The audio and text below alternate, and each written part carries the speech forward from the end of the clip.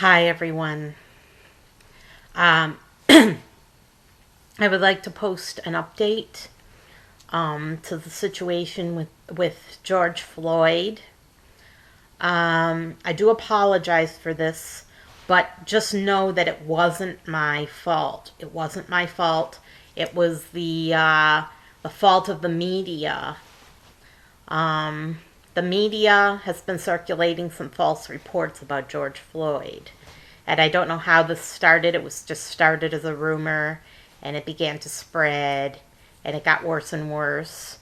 And it was a rumor that George Floyd had forged a document. That's the way they put it, that he forged a document. Very first thing I heard was that he had forged a check. Then I heard he had forged a document. It was all over the internet. Uh, 5 out of 6 news reports were saying he forged a document, and maybe 1 out of 6 said that he had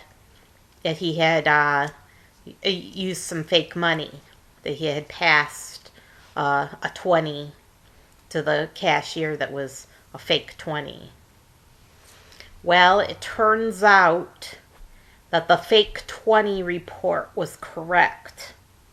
It was some counterfeit money, some fake currency, and he passed it to the cashier. Now, it was unwitting, see, because it's so easy for someone to get a hold of fake money.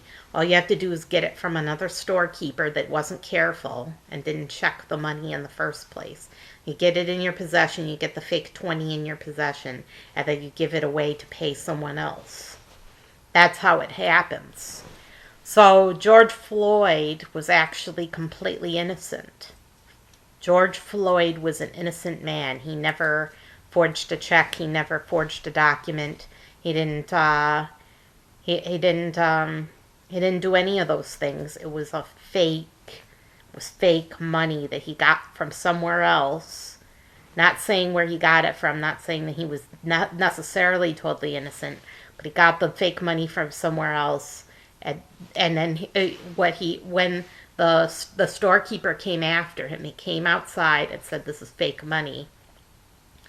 George Floyd apologized to the storekeep and gave the merchandise back. And then the storekeeper called the police on George Floyd. So, and this was Cup Foods, not Cub Foods. Cub Foods is a major grocery store. It wasn't Cub Foods. It was Cup Foods, like a cup that you hold, Cup Foods. And this is where the murder took place of George Floyd, at Cup Foods. So that owner was at least partially responsible for all of this mayhem and all of this chaos, because he called the police on an innocent man who didn't really intend to give him fake money in the first place. So there's that. And now for a very heartfelt plea. Please, please, please, do not start any fires. Even if you're going to rob a place, even if you're going to loot, which is terrible, even if you're going to smash windows and spray graffiti, please, please, please do not start fires. Please. Because fires destroy people's lives. They destroy people's homes. Like a friend of mine, she lost her apartment in a fire. There was an apartment fire in her building. It was her downstairs neighbor. Destroyed her apartment. She lost all her stuff. She had no clothes on her back because she rushed out with her baby in the middle of the night with no clothes, and lost everything. And it's African Americans. African American people are losing their homes. They're losing their apartments. They're losing their belongings, and they're losing their livelihoods. They're losing their businesses. So far, very fortunately, no one has been hurt in these fires, but one man did get shot. which is a terrible thing. I believe it was a storekeeper shot a man that was trying to loot his store, and so that man is dead. So there's been a lot of carnage over George Floyd, and according to his widowed girlfriend, George Floyd wouldn't have wanted any of this. He would not have wanted for there to be so much carnage and so much mayhem in his name. He wouldn't have wanted this. So please, please, please do not start any fires. What happened was, to be honest with you, a bunch of anarchists came from all over to the Twin Cities. They came from Chicago. They came maybe from LA. They came from other surrounding states. And they flew in or they took a bus. And when they arrived here, they started throwing Molotov cocktails and setting fires. And there were 30 fires the first night. I'm not sure how many fires there were the second night, but there were lots of fires. And it was just a terrible thing. It was so tragic. These business owners did nothing wrong, okay? They did not make the crooked cop do these things. They did not deserve to be punished for what the crooked cop did, except maybe the owner of Cup Foods, and he messed over all the other business owners in the whole entire area by calling the police. But sometimes you just can't call the police and you can't trust the police. It's better to handle it on your own.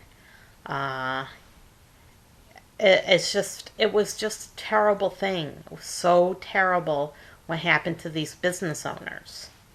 And of course I plan on starting a business, so I'm paying attention to the areas where this mayhem occurred and the areas that were targeted. But it's just an awful thing that's happened. It's so awful. I just can't even imagine people losing their homes. There was a new apartment complex that they were building. It was brand new. It was going to look fresh and look nice on the corner. They burned it to the ground. These anarchists with their Molotov cocktails from Chicago. They burned it to the ground. They came into the Twin Cities with the express intention of destroying that city, destroying those cities. They did it in St. Paul and Minneapolis, but especially Minneapolis because that's where it happened. And it's just sad. And there's no bus service. There's no light rail. All the Target stores are shut down. All the Target stores are shut down because there were people looting Target stores. They just went in and grabbed up armfuls and grabbed whatever they like, and they even came out with shopping carts, and they were wheeling their shopping carts away full of stuff. It was just their excuse. It was their excuse. What happened was their excuse to rob. Wasn't because they were so mad or so upset or anything that happened. It was their excuse to rob. And rob they did. I mean, okay, I admit with coronavirus, some people have lost their jobs. Some people have lost their livelihoods. And they're hurting right now. They're hurting financially. And they would do anything for an opportunity for some free stuff. But this is not the way. This is not the way to rob a Target store. And these business owners. Then there were guys standing behind the Target with Molotov cocktails planning to set the Target on fire after they were done looting it. Just terrible what people are doing. And just don't give in to anarchy. Please don't loot. Please don't steal. Please don't Don't set fires. Please don't smash windows and spray graffiti. Please don't do these things. Keep your protests, I hate to say it, but yes, keep your protests peaceful, because it doesn't help anyone to harm these businesses. It doesn't help anyone. There was a pharmacy destroyed. Now people can't get their medications.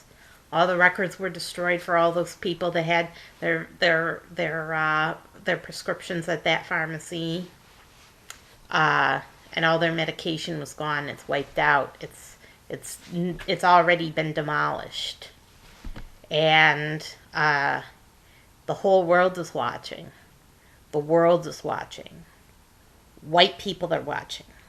Racists are watching. Everybody's watching. And they're forming opinions. And they might decide that because of this, they might re-elect Trump. Because of anarchy and anarchists and a very small group of agitators that want to overthrow the government and think that the best way to overthrow the government is to cut loose and have fun and burn people's homes to the ground and burn people's businesses to the ground. Now, they did destroy the police station, and I don't mind at all that they destroyed the police station, because that's where it all started. That's where it happened. I have no love for the police station where that happened. I actually have a chip on my shoulder toward that particular police station for a reason that I won't divulge. But it was a bad police station, but the businesses around it didn't deserve to suffer. And what neighborhoods have they destroyed? They've destroyed African American neighborhoods. They've destroyed them. They looked nice. They were one place where African Americans could live that looked nice and was a nice place to live. There were businesses springing up. There were new apartments being built. All of it gone now. All of it gone. No integration. There's going to be white flight. I guarantee you there will be white flight. White flight, for those of you who don't know, is when white people move out of an area where there's been urban blight or riots. Or not just urban blight or riots, but also crime, drug dealing, shootings, bullet spraying everywhere. That's where people move away from. People are going to move away from this area, which is the Chicago Lake area. They're going to move away from that area, and all of the developments that were springing up, all of the nice businesses, all of the businesses are destroyed. It looks like inner city now. It looks like hell. It looks like hell warmed over. So it doesn't look good. It looks like urban blight because of these anarchists that came in with their spray paint bottles. And I'm certainly not blaming African Americans. I saw that crowd last night, and even though it was very dark outside, I saw it on TV. I wasn't there. I wouldn't have gone there. But I saw it on TV. It was very dark, but I'll tell you, like 90% of the people there were white. And so it wasn't African Americans specifically. There were a few African Americans, but it was mostly white people trashing an African American neighborhood. That's what happened. And a lot of them were from out of state. They were anarchists from out of state that just wanted to trash the city. And this was their big opportunity. This was their golden opportunity to trash a city and to get away with it, because nobody would see their face under the cover of darkness, and no one would know who started the fires. And it's not all African Americans are happy about this. There's a lot of people live in that corridor that aren't happy about the riots. They're happy about the justice. They they just nabbed the guy who did it, the police officer. He's been charged with third-degree murder. For those of you who don't know, third-degree murder is negligent homicide. It's like what they would slap on a drunk driver. That's the worst charge they would give to a drunk driver who accidentally killed somebody in an accident. They could have given him worse than that. He did have intent to commit grave bodily harm. He did intend to commit grave bodily harm, and he was a racist. It was a hate crime. They should have slapped him with second-degree murder and a hate crime, because that would have stuck.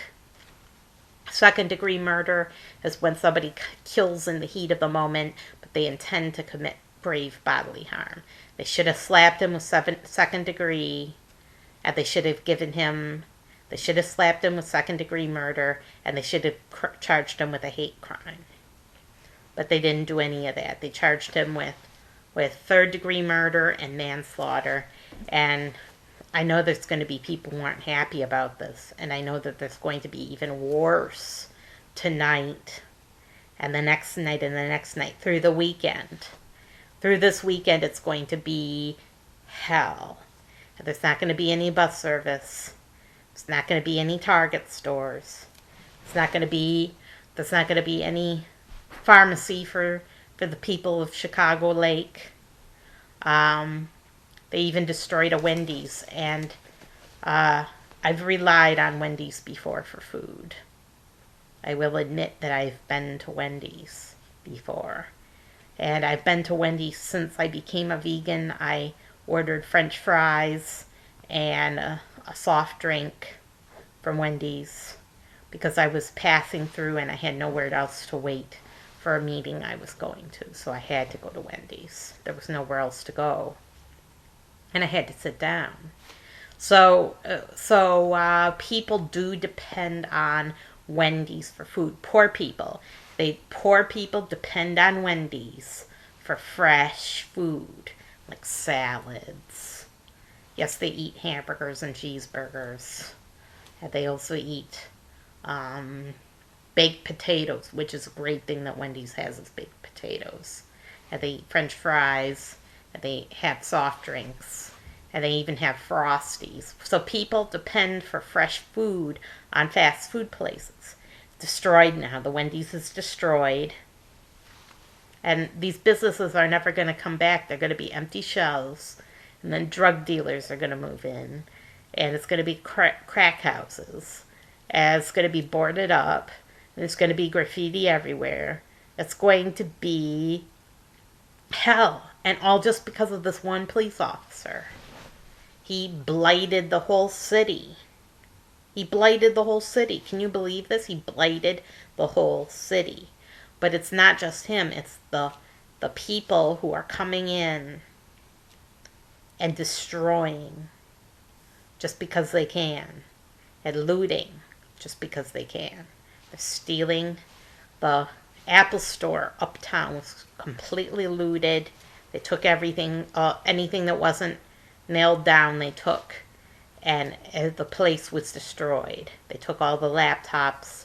The place was destroyed. And then they smashed all the windows and sprayed graffiti everywhere in Uptown. And they destroyed all the restaurants. It's just awful. It's awful. And anybody who lives in the Twin Cities knows what's going on. It feels the hurt. They feel the hurt of these business owners, and they feel the hurt of the people who live in these places.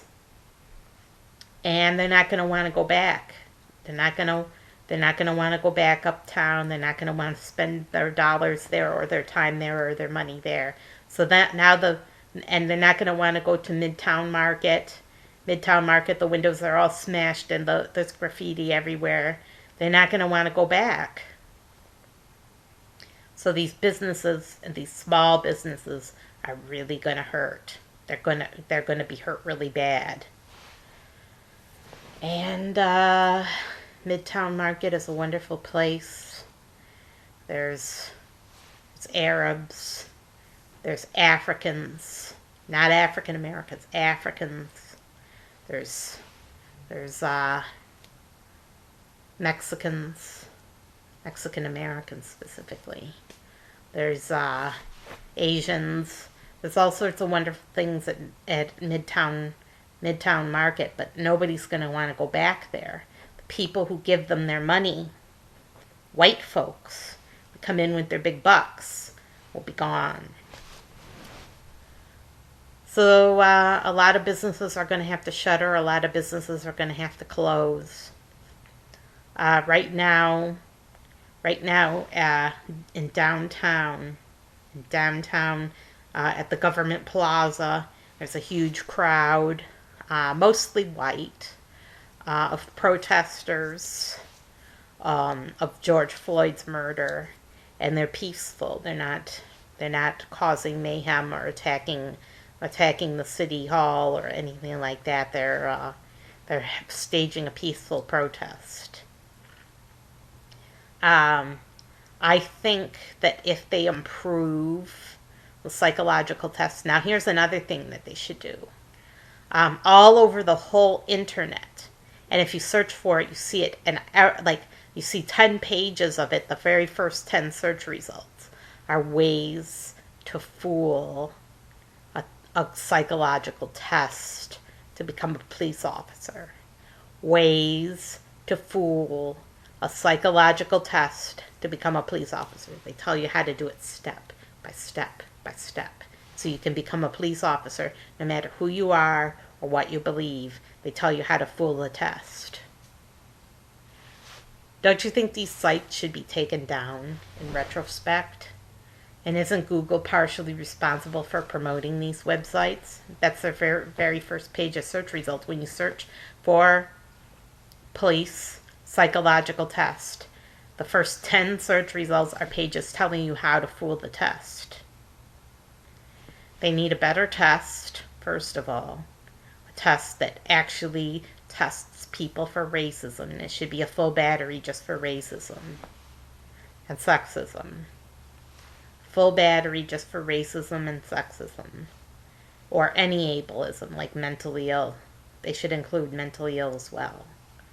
And then the second thing they should do is take down these websites that are telling people how to fool the test. It should actually be, they say freedom of speech in America, but telling people how to fool the test should be illegal.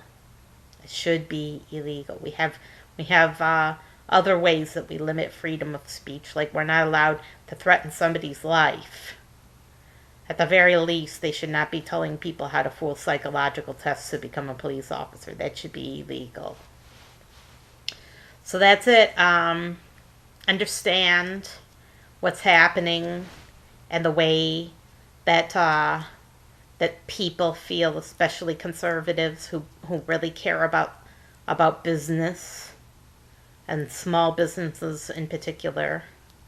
I don't know if they care about small businesses like Trump gave away his millions in federal aid dollars to his cronies.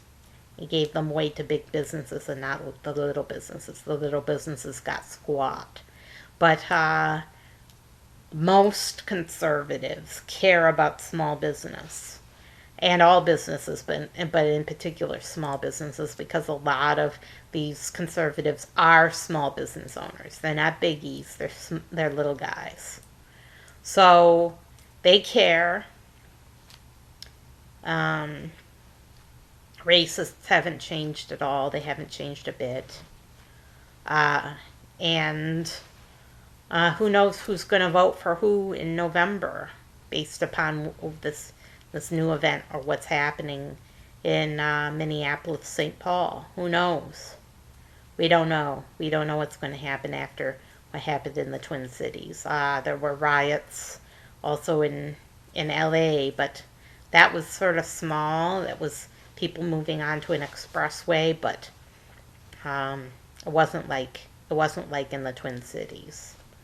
So who knows how this is going to change things. Corona, obviously business owners are already mad that that their businesses were shut down for over a month and that it really hurt their businesses.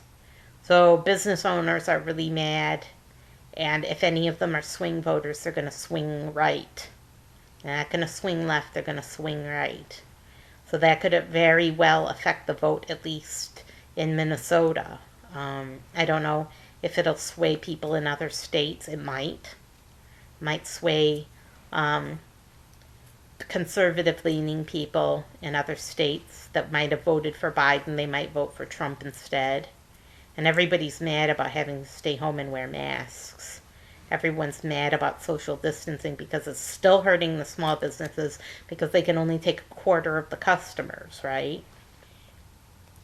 So yeah, this is gonna really hurt people. It's going to hurt. The effects of this murder of George Floyd are going to last for maybe generations to come. And just so you know, I did find out the name of the guy. It's Garner. He was the man that got murdered in New York City. I do apologize for not knowing his name, but I have a problem with names. It's actually a disability of mine. I'm actually disabled because I can't remember people's names to save my life. So that's how I forgot his name. So don't take it personally that I didn't know Garner's name. It wasn't because I wasn't educated on the subject. It was because I have trouble remembering names. I have a serious problem remembering names. So that's it. And just stay home during coronavirus. Stay out of trouble. Protest peacefully where you can. And don't loot and don't burn. Especially don't burn because fires spread everywhere. And I'll see you next time.